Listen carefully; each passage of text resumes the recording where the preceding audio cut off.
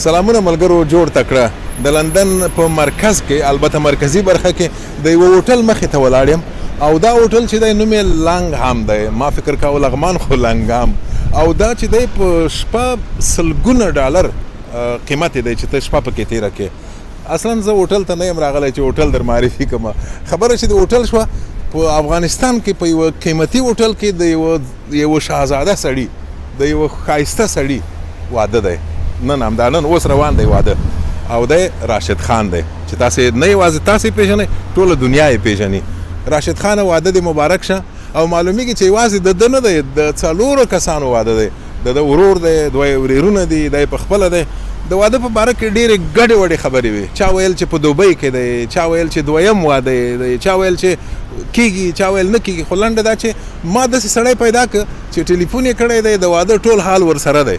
خوشحال طایب خوشحال شوم چې د واده حال به راکې ما ته او زما مینوالو ته. نو څنګه و د راشد خان واده خو روان دی؟ اول خو به راشد خان ته مبارکي ورکړو د دې واده چې تر ډېرو کلونو وروسته خلک ډېر انتظار کوو او د ده مینوالو دا انتظار کوو چې راشد خان به کله واده کوي. نو بالاخره هغه ورځ د انتظار ورځ پای ته ورسېدلی. دا د راشد خان نن واده کوي. اول واده دی ځکه داسې اوازې مې وایي دویم دی. نو دا د مینوالو یا هم هغه کسانو چې غوښتل ځان ته پروفایل جوړ کړي، ځان ته نور مینوال جوړ کړي، خبرونه جوړ کړي، هغه فیک یا غلط خبرونه جوړ کړي او په دې باندې خلک ځان ته راجلب کړي. د راشد خان لومړی واده دی. د اول د فیکو خبرونو خبره یا د درواغو د جعلي خبرونو باره کې لږ وضاحت راکړه. مېرمنې افغانه ده؟ مېرمنې افغانه ده. ویل کېږي چې د تره لورې ده او دا څو کاله دوی کوژده پاتې ورسره چې بالاخره دوی دا د ننې هغه بل جعلي خبر دا و چې دی په واده کې نشته.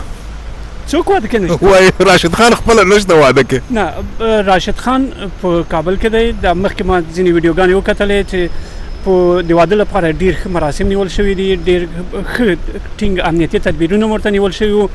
او بله دا چې هر څوک واده ته نشي ورتلی. او داسې وایي یو شی جوړ کړی دی کار ته چې هغه چې در سره یي هغه چې ونه وهې لکه دا زمونږ کارتونه نه دي دلته چې ورننوځي دا باید ووایي چې دروازه خلاص.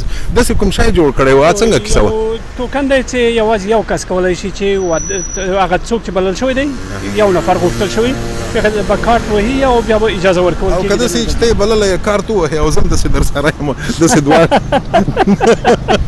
داسې نشي کېدی. داسې کېدی شي چې خو هلته به امنیتي کسان هم ما وباسي هم به تا وباسي. بس بیا نو نه کېږي خیر دی. یو کس به ورشو ورتلی خو نه شو. نو راته ووایي واده فکر کوم په کابل کې هغه قیمتي هوټل و انټر کانټیننټال امپریال کانټیننټال دی چې په کابل کې دی او نوی جوړ شوی سالون دی ډېر ښایسته. میلمانه یې ډېر و که لږ؟ والله میلمانه خو طبیعي ده چې ډېر وي دی.